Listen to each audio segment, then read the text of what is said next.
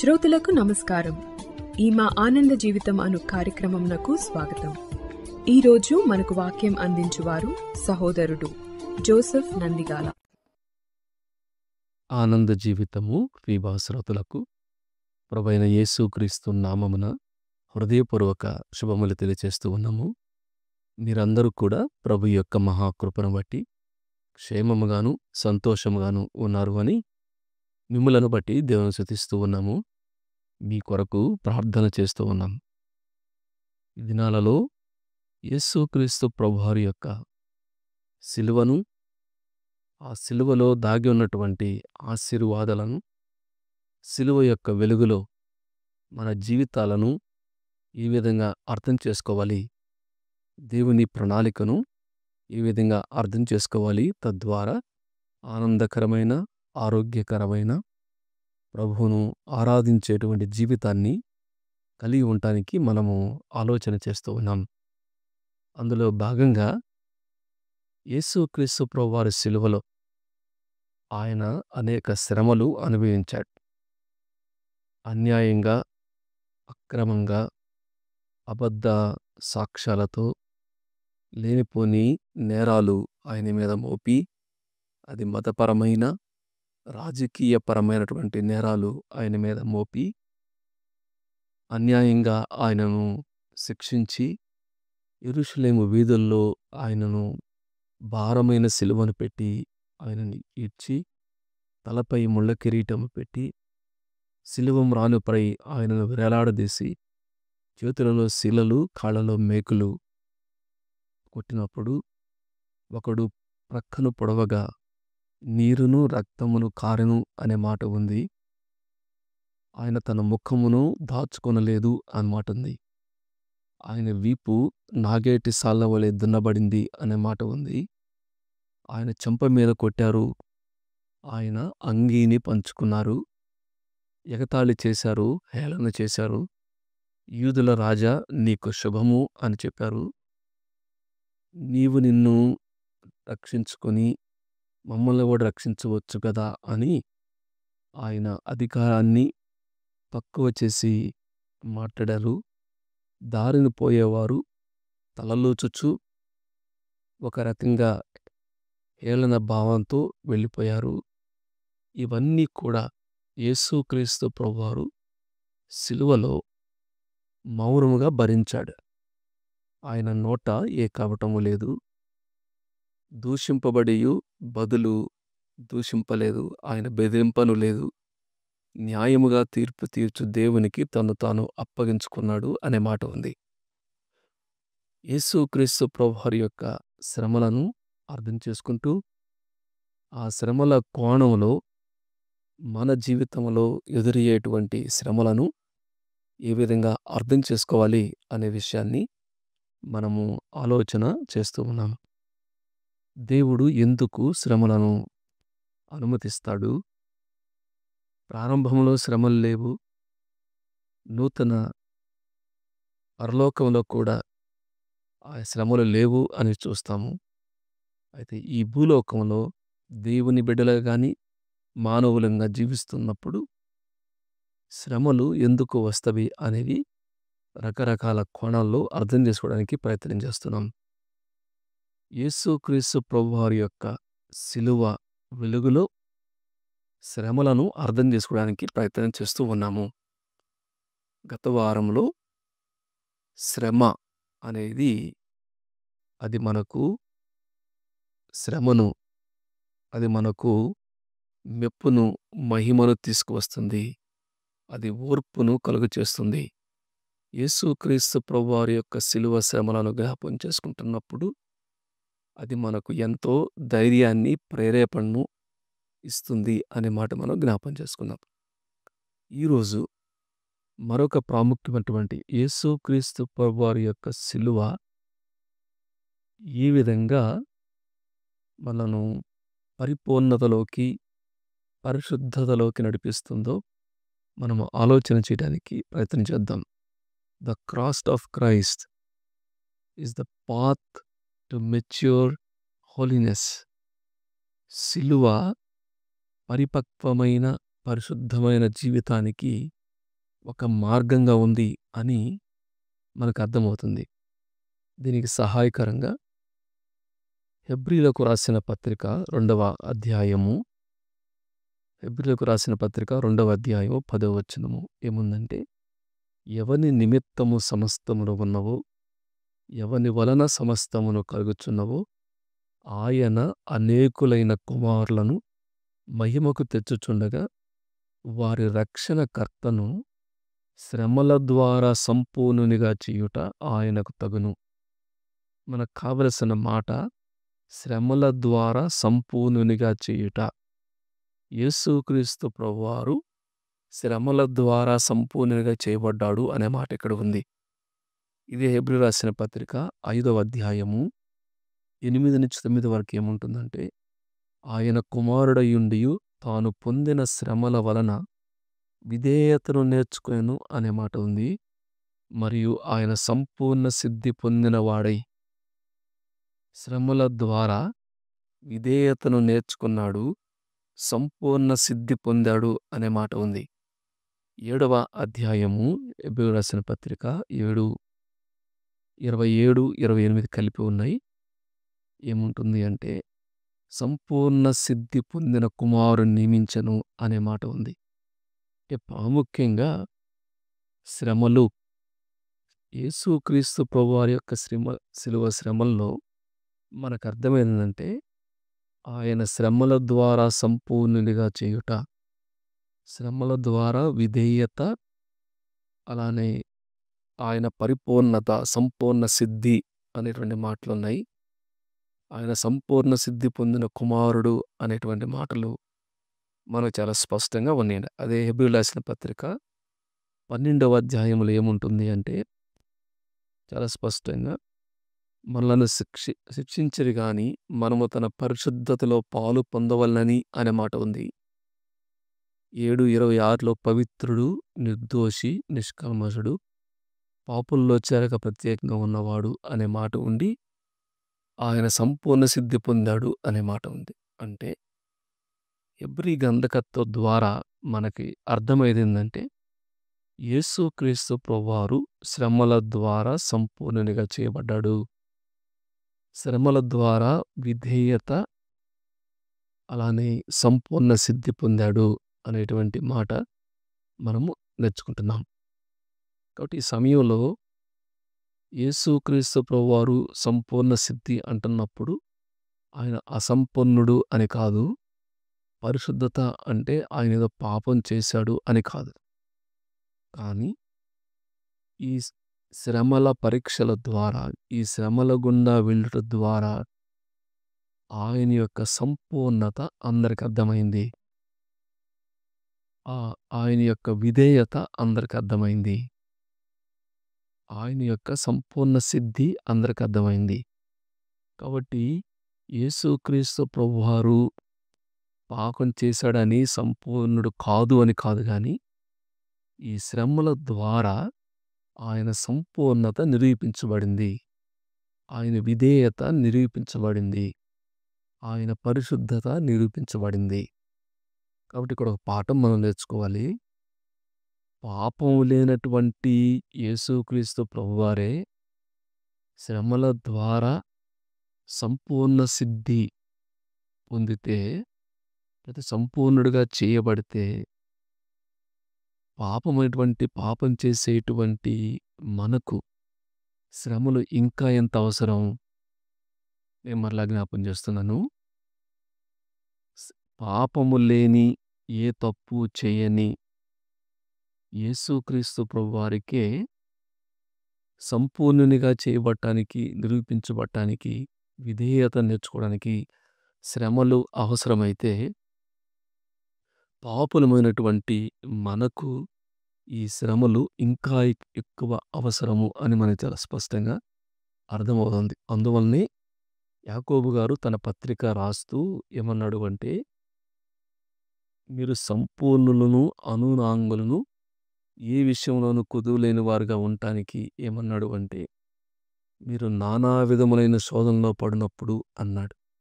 అది మహానందమని ఎంచుకోండి అంటాడు. అంటే నానా విధమైన శ్రమల ద్వారా సంపూర్ణులుగా చేయబడతాము అనేది యాకోబు గారు చాలా స్పష్టంగా చెప్పాడు. ఇదే భావన మనకు రోమీయులు రాసిన పత్రిక 5వ అధ్యాయంలో అపోస్తలుడైన పౌలు కూడా ఏమంటాడు అంటే, శ్రమ ఓర్పును, ఓర్పు పరీక్షను, పరీక్ష నిరీక్షణను కలుగజేస్తుంది.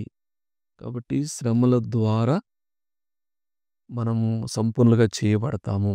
క్యారెక్టర్ ఇక్కడ తెలుగులో పరీక్ష అన్నాడు. అంటే వాస్తవంగా శ్రమ ఓర్పును, ఓర్పు శీలాన్ని అంటే గుణలక్షణాలను కలుగజేస్తుంది. కాబట్టి శ్రమ అనేది సంపూర్ణతను, పరిశుద్ధతను కలుగజేసేటువంటి ఒక మార్గము. ఇది బైబిల్ గ్రంథంలో చాలా స్పష్టంగా వ్రాయబడింది.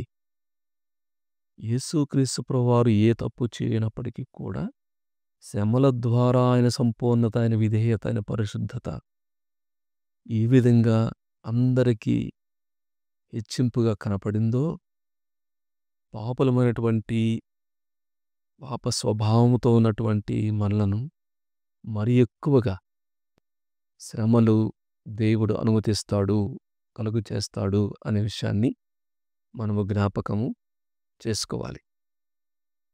దీనికి బైబిల్ గ్రంథంలో శ్రమలు ఏ విధంగా సంపూర్ణతను, పరిపూర్ణతను, మేలును కలుగజేస్తావో అర్థం కావడానికి బైబిల్లో 3 రకాల పోలికలు, 3 అలంకార భాషలు వాడాడు. అందులో ఒకటి ఏమిటంటే తండ్రి శిక్షించేటువంటి కుమారుడు. తండ్రి శిక్షించేటువంటి కుమారుడు. రెండవది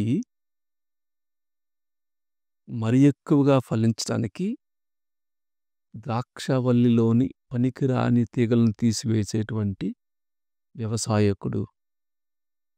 మూడవది వెండిని, బంగారాన్ని దాన్ని పుటములో వేసి తద్వారా అది మరి ఎక్కువగా అది మెరవటానికి, లేకపోతే అది శ్రేష్టమైనటువంటి అది దాని నుంచి బయటకు రావటానికి పుటము వేయటం కూడా అది మనం చూస్తాము. అది బైబిల్ గ్రంథంలో ఈ 3 మనం స్పష్టంగా ఉంది. అగ్ని పరీక్ష వలన శుద్ధి చేయబడటానికి, వెండిని, బంగారాన్ని శుద్ధి చేయడానికి ఏ విధంగా పుటము వేయబడుతుందో ఇది 3 మనకు కనపడతాయి. ఒకటి తండ్రి శిక్షించేటువంటి కుమారుడు. 2 పనికిరాని తీగలను కత్తిరించేటువంటి వ్యవసాయకుడు. 3 శుద్ధి చేసేటువంటి, వెండి బంగారమును శుద్ధి చేసేటువంటి వ్యక్తిగా ఇక్కడ మనకు కనపడుతుంది. అందులో మొట్టమొదటిది తండ్రి శిక్షించేటువంటి కుమారుడు అనేటువంటి. పాత నిబంధనలో కూడా దేవుడు స్పష్టంగా చెప్పాడు, తండ్రి తన కుమారుని శిక్షించే రీతిగా నీ దేవుడైన యెహోవా నిన్ను శిక్షిస్తాడు అనేటువంటి మాట ఉంది. ఇది మనకు హెబ్రీ గ్రంథకర్త మరి ఎక్కువ స్పష్టంగా రాస్తున్నాడు. హెబ్రీలకు రాసిన పత్రిక 12వ అధ్యాయంలో యేసు వైపు మీరు చూడండి, అలానే ఆయనను తలంచుకోండి అని చెప్తూ, ఆయన ఆనందము కొరకై అవమానాన్ని ఏ విధంగా నిర్లక్ష్య పెట్టాడో అది చెప్తూ, ఒక తండ్రిలాగా చూడండి.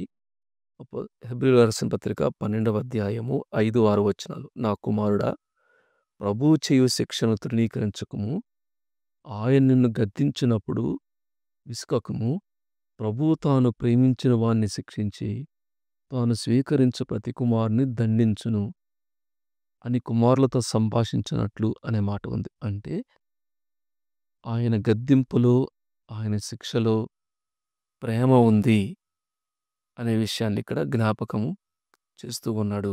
అదే సమయంలో ఏమన్నాడు అంటే 9వ వచనం, శరీర సంబంధులైన తండ్రులు మనకు శిక్షకులైనరి, వారి యందు భయభక్తులు కలిగి ఉంటువి. అట్లయితే ఆత్మలకు తండ్రి అయిన వానికి మరి ఎక్కువగా లోబడి బ్రతకవలె కదా.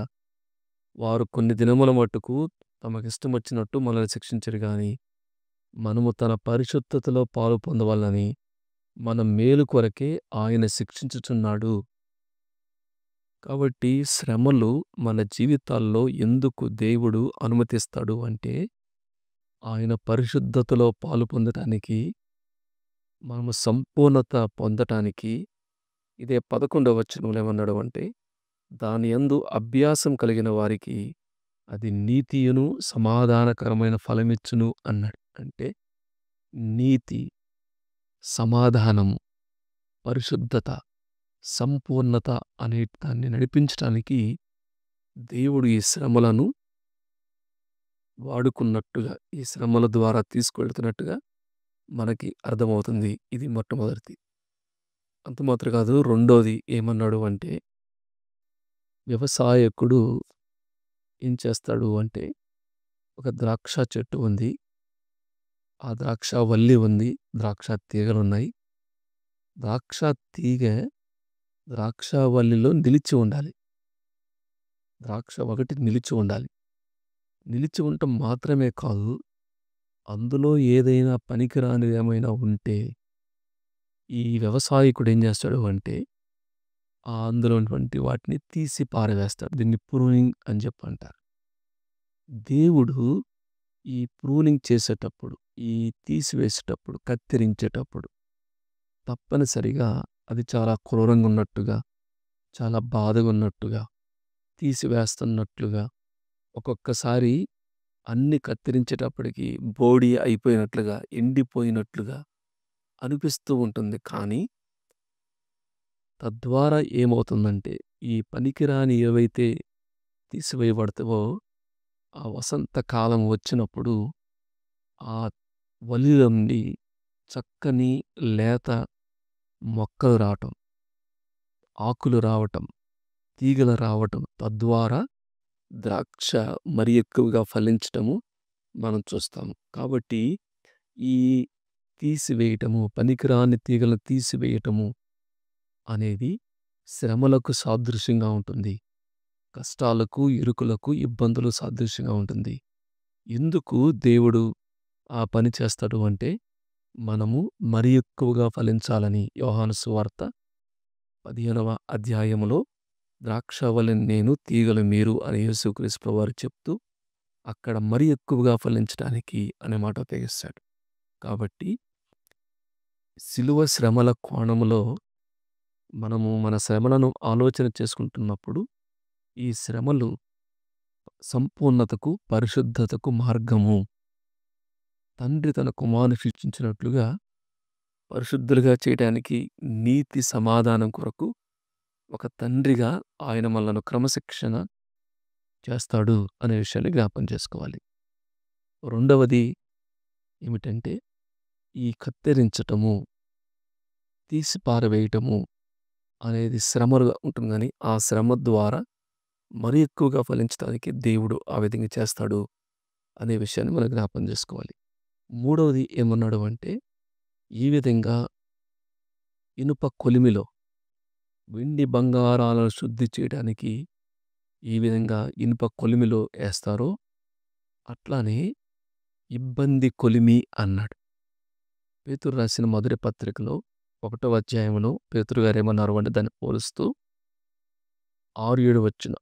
పేతురు రాసిన మొదటి పత్రిక 1వ అధ్యాయము 6-7 వచనాలు.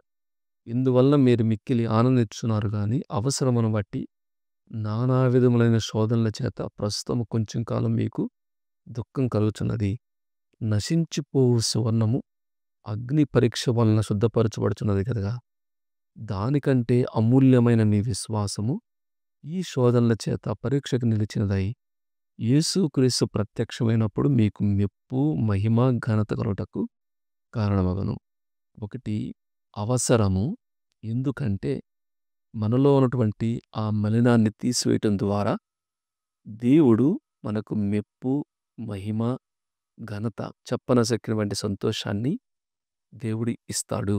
కాబట్టి ఈ యొక్క శ్రమలను గురించి సిలువ వెలుగులో మన శ్రమలను జ్ఞాపకం చేసుకుంటూ ఉన్నప్పుడు మనం నేర్చుకోవాల్సిందంటే, 1 మేలు కొరకు, 2 శుద్ధినిగా చేయటానికి, 3 ఫలవంతులుగా చేయటానికి దేవుడు ఈ శ్రమలను వాడుకుంటాడు, శ్రమలను మనకు అనుమతిస్తాడు అనే విషయాన్ని జ్ఞాపకం చేసుకోవాలి. కీర్తనకారుడు అంటున్నాడు 119వ కీర్తన 67వ వచనంలో, శ్రమ కలుగక మునుపు నేను త్రోవ విడిచితిని, ఇప్పుడు నీ వాక్యం అనుసరించి నడుకొనుచున్నాను. అంటే శ్రమ ద్వారా త్రోవ విడిచిన వాడు, శ్రమ లేకపోతే త్రోవ విడిచిన వాడు, శ్రమ కలిగిన తరువాత వాక్యాన్ని అనుసరించి నడుస్తున్నాడు.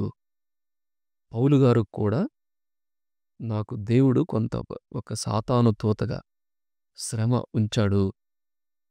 నేను ముమ్మారు ప్రార్థన చేసినా కూడా అది పోలేదు. ఎందుకంటే నేను హెచ్చిపోకుండా నిమిత్తము దీనత్వంతో ఉండటానికి, తగ్గింపుతో ఉండటానికి దేవుడు అటువంటి శ్రమలను నా జీవితంలో అనుమతించాడు. కాబట్టి నేను అర్థం చేసుకొని ఆ శ్రమల యందే నేను ఆనందిస్తాను అని అని అపోస్తలుడైనటువంటి పౌలు జ్ఞాపకం చేస్తూ ఉన్నాడు. కాబట్టి అంత మాత్రమే కాదు, ఈ శ్రమల ద్వారా ఇతరులను మనము ఆశీర్వాదకరంగా ఉండటానికి 2 కొరింథీలో కూడా మేము అనేకమైనటువంటి ఇబ్బందులు పడ్డాము. ఇతరులను ఆదరించడానికి ఎటువంటి మాలాంటి శ్రమల గుండా వెళుతూ ఉన్నారో వారిని మేము ఆదరించడానికి దేవుడు మాకు ఇటువంటి శ్రమలను, ఇబ్బందులను అనుమతించాడు అని పౌలు గారు చెప్తూ ఉన్నాడు. కాబట్టి దీనత్వం ఇతరులకు ఆశీర్వాదకరంగా ఉండటానికి మరొక శ్రేష్టమైన మాట పేతురు గారు మొదటి పత్రిక 4వ అధ్యాయము 2వ వచనంలో ఏమన్నాడు అంటే, శరీర విషయంలో శ్రమపడిన వాడు శరీరమందు జీవించు మిగిలిన కాలము ఇక మీదట మనుజాసలను అనుసరించి నడుచుకొనక దేవుని ఇష్టానుసారముగానే నడుచుకున్నట్లు పాపముతో జోలి ఇక నేమీ లేకయుండును. అంటే శరీర విషయంలో శ్రమపడితే ఇంక పాపం జోలికి పోకుండా ఉంటాడు. మనుజాసలను అనుసరించకుండా నడుచుకుంటాడు. దేవుని ఇష్టానుసారంగా నడుచుకోవడానికి ప్రయత్నం చేస్తాడు అని పేతురు గారు చాలా స్పష్టంగా తెలియచేస్తూ ఉన్నారు. కాబట్టి ఈ సమయంలో యేసుక్రీస్తు ప్రభువారి యొక్క శిలువ శ్రమల వెలుగులో మనం శ్రమలను అర్థం చేసుకోవడానికి ప్రయత్నం చేసినప్పుడు శ్రమల ద్వారా పరిపక్వత, పరిశుద్ధమైనటువంటి జీవితాన్ని మనలో కలుగు చేయటానికి ఒక సాధనంగా, ఒక మార్గంగా దేవుడు వాటిని అనుమతిస్తాడు అని మనం జ్ఞాపకము చేసుకోవాలి. కాబట్టి ఒకవేళ ఇంకా నీవు యేసుక్రీస్తు ప్రభువాన్ని అంగీకరించకుండా నీ పాపమును బట్టి నీవు శ్రమలు అనుభవిస్తూ ఉంటే ఇదే మిక్కిలి అనుకూలమైన సమయం కాబట్టి నీ కొరకు మరణించినటువంటి యేసుక్రీస్తు ప్రభువాన్ని సొంత రక్షకునిగా అంగీకరించాలి. దేవా, నేను పాపిని, నా పాపం కొరకు ఇదిగో నీవు శ్రమ అనుభవించావు. నీ యందు నేను విశ్వాసం ఉంచుతున్నాను, నా పాపములు క్షమించండి అని చిన్న మాట ప్రార్థన చేస్తే నీ పాపములు క్షమించబడతాయి. నీవు దేవుని బిడ్డవవుతావు. ఎవరైతే ప్రభువుని నమ్ముకున్నవారు మన జీవితంలో అనేకమైనటువంటి చిన్న పెద్ద అకస్మాత్తుగా వచ్చేటువంటి అర్థం కాని అనేక శ్రమల గుండా వెళుతున్నప్పుడు అది దేవుడు మనల్ని ప్రేమిస్తూ ఉన్నాడు, అనుమతించాడు. అది మన మేలు కొరకు, అది మనం ఫలించటానికి, అది మనం పవిత్రంగా జీవించటానికి దేవుడు మన జీవితాల్లో అనుమతిస్తున్నాడు అనేది అర్థం చేసుకుంటూ సంపూర్ణులంగా, పరిపూర్ణులంగా, విధేయులంగా, దీనత్వంతో, క్రీస్తు స్వభావం కలిగి పాపము జోలికి ఇంకా పోకుండా పరిశుద్ధంగాను జీవించడానికి పరిశుద్ధాత్మ దేవుడు మనకు సహాయం చేయనుగాక. దేవుడు ఈ వాక్య భాగాన్ని దీవించి ఆశీర్వదించునుగాక. ఈ కార్యక్రమమును గూర్చి మీ సలహాలు మరియు మీ ప్రార్థనా అవసరతల కొరకు మమ్మను సంప్రదించవలసిన మా ఫోన్ నంబర్ 9480585039 మరియు ఈమెయిల్ ఐడి info@fibaonline.org. మా ఫోన్ నంబర్ మరొకసారి 9480585039. Email ID info@fibaonline.org.